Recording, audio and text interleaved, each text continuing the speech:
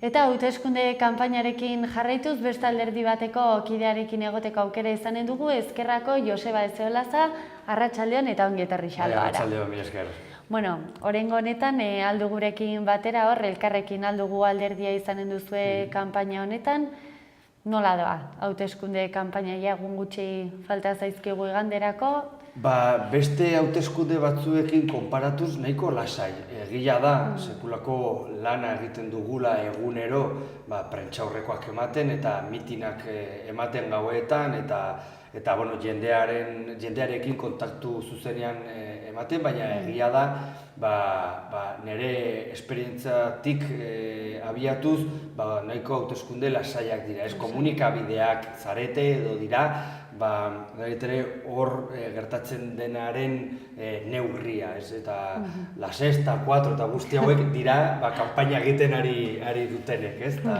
Egia da, mitin eta prentsaurrekoen kopurua gutxitu egin dugula eta kartelak hormetan paratzea eta horrelakoak egiten genituen hauteskundeak, ni uste dut beste momentu batera utzi dugula.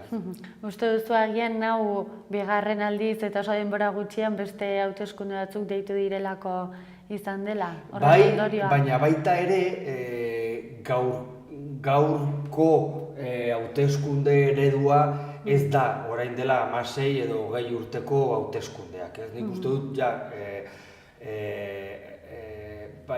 ez dakit interneten bidez edo komunikabideen bidez dira gure mezuak jartzen dugun plataforma, eta kaleko lan hori gutxitu egin da. Orduan nik uste dut, hauteskunde mediatikoak izan ohi direla. Eta horregatik, bigarren buelta bat delako, baina baita ere, 21. mendean horrela emango direlako hauteskundeak pentsatzen dut.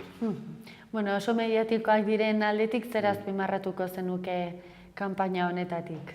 Lasaia izateaz gain, gauza asko esaten dira ere, ez? Asko, behitu, egoera sozialki, egoera latz batetik gatoz. Estatu honetan, kontutan hartu behar dugu, bankuetxeak erreskatatzen ziren momentuan, elite ekonomiko eta enpresarialak erreskatatzen ziren momentu berean, etxe kaleratzeak ematen zirela hemen gure gizarte honetan.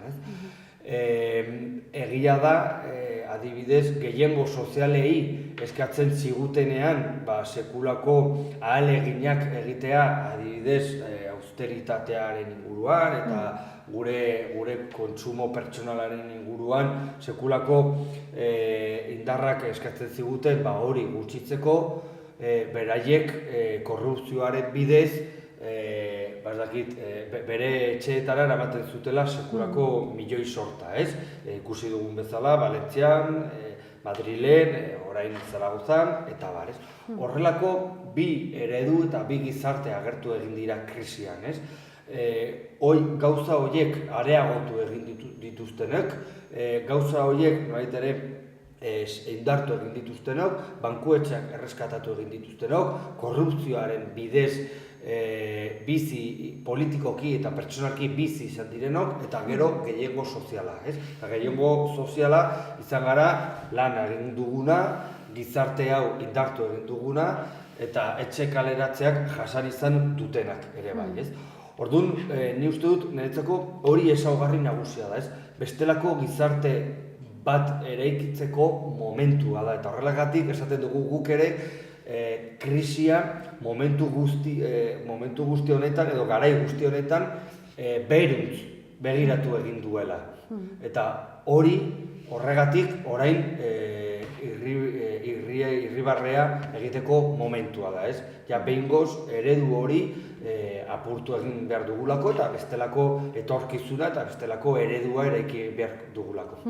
Bueno, ez dizut galetuko orain zergatik erabaki zenuen politikan sartza urte asko daramatzazulako. Baina erantzungo dizut ere, bai. Nahi baduzu bai.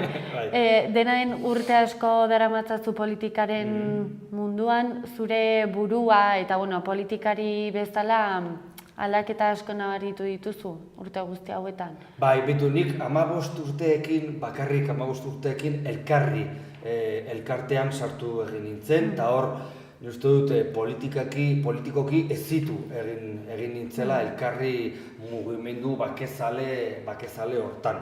Gero, 21 urteekin batzarren sartu egin nintzen, eta ja, 22-23 urtekin lanean hasi nintzen batzarren, lehenengo zinegotzi bezala eta gero parlamentari bezala, eta orain koordinadore orokorra bezala. Beitu, nik uste dut politikan egoteko arrazoi asko daude, ez? Eta seguru nire bizitzan eta batzarraren bizitzan sekulako akatsak izan ditugula. Guk ez gara besteok baino hobeto, baina ere ez gara besteok baino txarragoak, ez? Baina beti nik ezaugarri bat azpimarratzen dut. Beti hor impulso sozial bat dago gure eguneroko lanean, ez? Astelenean, adibidez, etxe kaleratze baten kontra elkarretaratzea egin genuen Barandianin, eta hor egon ginen, memoria historikoaren aldeko lan ikaragarria egiten ari gara, esklusio soziala, bazterketa sozialaren aurka ere mugimendu sozialetan ari gara, errefuxiatuak ere etortzeko mugimenduetan gaude, beraz, niri politikaren zati interesgarriena hori iruditzen zait, eta esaten dizut parlamentaria izanik, ez? Niri ja bizitza instituzionala interesgarria iruditzen zait, beharrezkoa iruditzen zait, legeak hor aprobatu egin behar dira, adibidez transexualitatearen legea proposatu egin genuen, eutanasiaren legea ere proposatu egin genuen, violentzia polizialaren legea ere proposatu egin genuen, memoria historikoaren legea proposatu egin genuen, oinarrizko errentaren legea proposatu egin genuen, euskera hezkuntza publiko eredua zabaltzeko herriberan ere proposatu genuen, hori oso garrantzitsua da, baina niretzako orain nire bizitzaren momentu honetan interesgarriena iruditzen zait hor mugimendu sozialetan egotea, beti hortik abiatu egin naizenez, hor iruditzen zait, ez dakit, eraikitzaileagoak izan garela. Hori ez du esan nahi, hauteskunde hauek garrantzirik ez dutela. Lehen esan dudan bezala, gizartean ematen diren aldaketa sozialak eta pentsamoldean eta baloreetan ematen diren aldaketak mugimendu sozialak eragiten dituzte, hori argi dago. Baina instituzioak behar ditugu aldaketa sozial horiek pentsamoldeetan, baloreetan, nolaitere ratifikatzeko edo indartzeko edo posiblea egiteko legeetan. Horregatik ikusten duzu zure burua alderdi honetan? Bai, lan bikoitza egiten dugulako, lan instituzionala eta lan soziala. Aldaketaren instrumentu niretzako eraikitzaileena lan soziala da, baina lan instituzionala behar dugu, lehen esan dudan bezala, aldaketa sozial horiek bermatzeko, eta baita ere, gure mezua gehiago zabaltzeko ere instituzioak behar ditugu, eta guk ez baldin baditugu instituzioak hartzen, beste batzuk hartuko dituzte, eta beste batzuk horiek badakigu zintzuk dira. Barcina, Javier Esparza, Txibite, beste plano batean Barcenaz, Rajoy eta guzti horiek. Orduan nik uste dut ezkertiarrok ere begirada kritikoa izan behar dugula instituzioen inguruan hitz egiten dugunean, baina begirada kritiko hori kontutan hartuz lan egin behar dugu bertan. Nik parlamentari izan nintzen lehen esan duan bezala, lege ikustu garrantzitsuak aurkeztu egin genituen. Osangi. Horretaz gain, datorren igandeko hauteskunde hauetan bozkatzea oso garrantzitsua dela iruditzen zaizu? Beti. Agian ez dakit, baina jendearen hartan ez duzu ikusi pixkat desanimatuta edo akordio falta horrengatik askok agian ez dutela bozkatuko. Bai, eta normala da ere, bai. Nik herritarra naiz ere, bai, eta familia daukat, eta laguna ditut, eta neska laguna ditut, eta ikusten dut nire inguru giroan horrelako iritziak, ez? Bai. Baina beti da interesgarria bozkatzea eta kasu honetan ere bai, lehen esan dudan bezala, nahi ez dugun gizarte bat ere superatu egin behar dugu, gainditu egin behar dugu eta beste bat eraiki egin behar dugu. Eta hori da jokoan dagoena. Ez da bakarrik gaur jokoan dagoena, baizik eta etorkizuna. Zer nolako gizartea nahi dugu eta zer nolako estatua nahi dugu, ez? Niretzako, ez dakit, ulergaitza da, kasu honetan, krisi garai honetan, lehenea esan dudan bezala, bankiari sekulako milioi sortak ematea eta etxe kaleratzeak egotea. Betu, datu bat, Espainian hutsak dauden etxe kopuru handiena dauka Europa mailan. Etxe hutsak kopuruen handiena. Eta momentu berean eta leku berean etxe kaleratze gehien daukan estatua Europa mailan. Kontraesan horrekin apurtu egin behar dugu. Ezin dugu horrelako gizarte bat eraiki. Beste egunean pasaden astean Miguel Laparrak esan zuen politika sozialen kontseilaria esan zuen krisi garaian bazterketa soziala areagotu zen, baina baita ere ezberdintasun soziala. Eta hori oso grabea da. Asko dutenek gehiago dute, eta gutxi zutenek gutxiago dute. Bazterketa soziala ikaragarria da, eta horren kontra egin behar dugu, baina ezberdintasun soziala areagotzea ere ikaragarria da, bi gizarte daudelako horren ondorioz. Eta gizarte dual hori, soziologian deitzen den, gizarte sozial dual hori ikaragarria da, bizi kalitateari ikusita demokratikoki ere bai. Orduan, ni ez dakit, bi gizarteen idei horrekin apurtu nahiko nuke, eta horregatik uste dut hauteskundeak sekulako garrantzia dutela. Zer nolako ahotsa izanen du elkarrekin alduguk Espainiako Kongresuan eta Senatuan? Bueno, gero itxengo dugu enkesten inguruan suposatzen dut, baina sekulako emaitzak atera behar dugula esaten dute. Eta zer nolako ahotsa? Ahots handiena, ahots eskertiarra eta batez ere ahots soziala. Lehen, Valentzia, Katalunian, Galizian eman ziren konfluentziekin batu egin genuen kongresuan, eta kasu honetan amankomunezko zerrenda bateratu bat atera egin dugu, eta hori nik uste dut zoriontzeko berri bat izan da. Estatu honetan eta gure lur maite honetan beti eskertiarrok sorbaldaz ematen egin dugu lana, ez? Beti kompetentziarekin azkeneko 40 urteetan horrela izan da gure egoera politikoa, eta nik adibidez eta batzarrek ere bai beti eskatu izan du eta lan egin du ildo horretan, ez?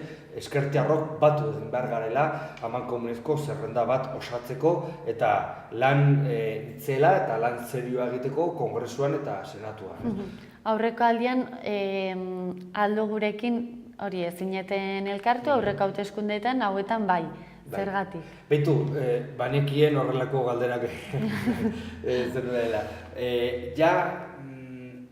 Gainaren 30ean, 2015ko uztailaren 30ean batzarrek eman zuen prentsaurreko bat. Eta eskatu egin zuen, egin zion Nafarroako Ezker Batuari eta Podemosi amankomunezko zerrenda egitea eta sortzea. Azkenean Podemosek bestelako bide bat erabaki egin zuen. Eta zilegia da eta errespetagarria hori egitea, baina ez zen gure eredu politikoa, guk batzarra bezala eta izquierda bezala bestelako diskurso bat eta bestelako proposamen bat egin genuen. Gero, hauteskunde horiek pasata, Podemosek hausnarketa egin du eta interesgarritzat jo egin du batze lan hori. Lehen esan dudan bezala, zoriontzekoa da ere aldaketa hori ematea, irizpide aldaketa hori ematea. Orain, niretzako garrantzitsuena ez da hori, ez da hausnarketa egitea zergatik lehen eta orain bai. Niretzako interesgarriana eta jokoan dagoena zera da. hauteskundei begira edo hauteskundeen kontestuan eman den batze lan hori hauteskundea pasata ere mantentzea. Hori da niretzako gako interesgarria eta horretarako batzarrek eta suposatzen dut ere bai Nafarroko Ezker Batuak lan egin behar dugu. Sekulako lana daukagu etorkizunerako eta ez daukagu lehen esan dudan bezala hauteskunde garrantzitsuak mahai gainean, baizik eta esker soziala Nafarroan zer nolako papera jokatu nahi dugun edo nahi duten. Hori dago ere eztabaidan. Eta nik uste dut esker soziala Nafarroan leku elektoral eta sozial interesgarria izan behar da, praktikoa izan behar da, jendearentzako praktikoa izan behar da, eta librea eta autonomoa izan behar da. Horretarako batze lan hori sendotu eta indartu egin behar dugu, hauteskundeetatik aparte ez. Adibidez, Nafarraren kasuan, lehen aipatu dugun moduan, aldaketaren aldeko lau indarrak gobernuaren barruan zaudete, baina adibidez, Espainiako Kongresurako hauteskunde hauetan bakarka joatea erabaki duzu, nahiz eta zuek elkarrekin joan. Erabaki hori zergatik? Bai, betu. Bakarka joatearena. Amankomunean gobernatzea ez du esan nahi kasu guztietan ados gaudela. Eta zerrenda ezberdinak, hauteskundeetarako zerrenda ezberdinak izatea, ez du esan nahi gauza guztietan eredu ezberdinak ditugula. Nik uste dut zerrenda ezberdinak ateratzea ez du ahultzen aldaketa politikoa Nafarroan. Ahultzen duena da gure arteko ezberdintasunak bigarren plano batean kokatzea. Eta ez argi esatea gure arteko eztabaidak daudela. Eta horiek nik uste dut osasuntzuak direla gure arteko eztabaida horiek. Nik uste dut Bildurekin eta Geroa Bairekin gizarterako eredu ezberdinak daukagu guk ezkerratik eta Podemosetik. Orduan normala da zerrenda ezberdinak izatea. Nik uste dut garrantzitsua zer da aldaketa politikoaren zati ezkertiarra indartzea. Aldaketa politikoaren zati transversala, identitatei buruz ari naiz, indartzea ere bai. Hori da niretzako garrantzitsuena. Eta aldaketaren barne gauden alderdi politiko ezkertiarrok hori indartu egin behar dugu. Aldaketa politikoa ezkertiarra izan behar dela. Ez bakarrik aurrerakoia. Ez bakarrik aurrerakoia, ezkertiarra izan behar da. Eta horregatik guk gure zerrenda propioa eratu egin dugu. Aldaketaren zati ezkertiar hori nolait ere indartu egin behar dugula. Hala ere, askotan Bildu, Geroa Bai eta beste batzuekin egon gara, eztabaidatzen, Euskal Herria Irratiko tertulietara juten gara laurok, eta askotan esan dugu, eta hor, Koldo Martínez, Bakartxo eta neuk askotan esan dugu, hau ez du aldaketa politikoa ahultzen, ez du ahultzen. Hauteskundeak pasata, berriz guztiok lan indar bateratuak egin behar dugu parlamentuan, gure politikak aurrera eramateko. Hori argi daukagu, ez? Baina, bai. Adibidez, aurreko hauteskundeetan, Espainiaren kasuan, ez ziren akordio batera iritsi. Ikusten duzu adibidez, Nafarraren eredua oso baliagarria izan daitekeela Espainian beraien artean ere ados jarri alizateko. Claro, eta Valentziaren eredua ere interesgarria da. Agian hitz egin da asko Valentziari buruz, baina Nafarroa ez da inbeste atera. Nafarroari buruz baita ere, edo Manuela Carmenak sinatu egin duen akordioa Madrilerako, edo Ada Colauk ere azkenengo bolada honetan sinatu egin du horrelako akordioak, eta nola bai, eta nola ez, Nafarroako eredu interesgarria da, nola ez, eta praktikan jartzen ari garenok ere hori ikusten dugu. Batez ere, ezberdinen arteko akordioa posiblea dela demostratzen duelako. Osongi. Horretaz gain, inkesta asko atera dira azkeneko aste hauetan hauteskunde kanpaina guztietan bezala, eta ia gehienek zuei askoz indar gehiago ematen dizuete. Hori dena jakinda ze apostu egiten duzue. Eta, bueno, beste bozeramaileek egindako adierazpenak jakinda. Bueno, bi gauza kontutan hartu behar ditugu inkesten inguruan. Nafarroan ematen diguten emaitzak eta estatu mailan ematen diguten emaitzak. Bitu, Nafarroan eske gutxi falta zaigu, oso gutxi falta zaigu UPN-eri irabazteko. Eta hori bai historikoa izango dela. Hori lortzen baldin badugu bai historikoa izango dela. Podemos, Nafarroko Ezker Batua eta Batzarrek UPN-eri irabazten baldin badiogu, sekulako aldaketa eta bai, aldaketa puntua dauka hori, ez? Eta nik uste dut elite mediatikoei, elite enpresarialei, elite politikoei ematen diogun disgustoa hori gertatzen baldin bada, sekulakoa izango da. Hori bai zoriontzekoa izango da, ez? Eta inkestak hori esaten ari dira. Guri gutxi falta zaigula, 1000 boto, 1500 boto bakarrik falta zaigula UPN-eri irabazteko. Eta estatu mailan ere bai, gutxi falta zaigu hori ere posible izateko. Eta horregatik, ari gara beti eta egunero alderdi sozialistari esaten, bezue, aldaketa politikoa Espainia mailan posiblea da. Zertarako politika ezkertiarrak egiteko, etxe kaleratzeak ekiditeko, bestelako Europa eraikitzeko, bardetako tiro poligonoa desuestatzeko, Ezkabako gotorlekuaren eredua aldatzeko, pobreziarekin amaitzeko, lan prekarioarekin amaitzeko, hortarako ari gara akordioak indartzen. Alderdi sozialistari esaten ari gara ere bai. Ciudadanosekin ezin dugu gauza guzti horiek egin. Ciudadanosek eskubiko alderdi politikoa delako.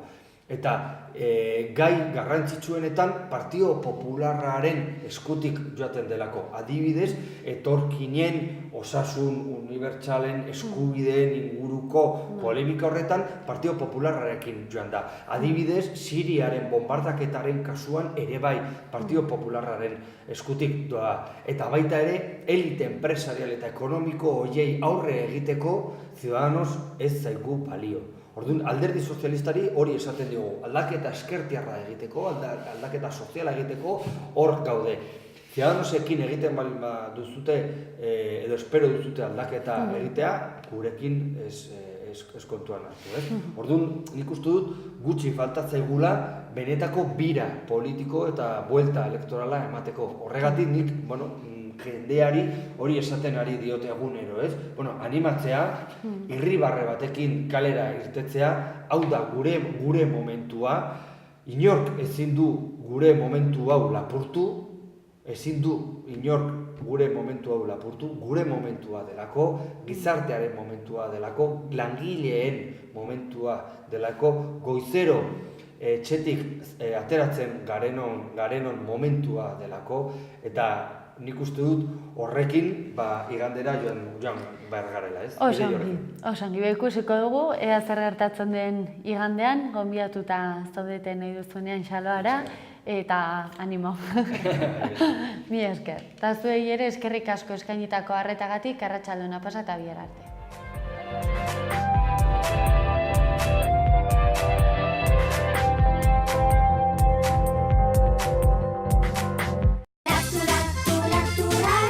Lacturale. Benetako esnea, elez idazten da. Lacturale. Orain Lacturale laktosa gabe ere. Baldorba sagardotegia Aizoainen Iruregaina poligonoan. Sagardotegiko menua eskaintzen dugu. Bazkariak asteartetik igandera eta afareak hortziral eta larunbatetan ematen ditugu. San Ferminetan bazkarietarako egunero zabalik. Sagardobus zerbitzua sagardotegira Labriteko aldapatik. Animatu zaitez! Zato Baldorba sagardotegira. Erratzun kanpin baztan oporretan deskansatzeko eta ongi pasatzeko 4 izarretako kanpina. Ingurune zoragarrian eta lasaian. Hondarribi eta Donibane Loitzuneko hondartzetatik 3 ordu laurden eskasera, baztan kanpina. 100 metro kuadroko 150 partzel esiak eta itzalarekin, argindarra eta ura zornitutakoak. heldu eta umentzako 2 igerileku, jolastoki, ostatu, jatetxe, supermerkatu, padel pista, squash, petaka eta ping-pong. Mediku zerbitzu 150 metrotara erratzu herrian bertan. Erratzun Baztango bihotzean Baztan kanpina.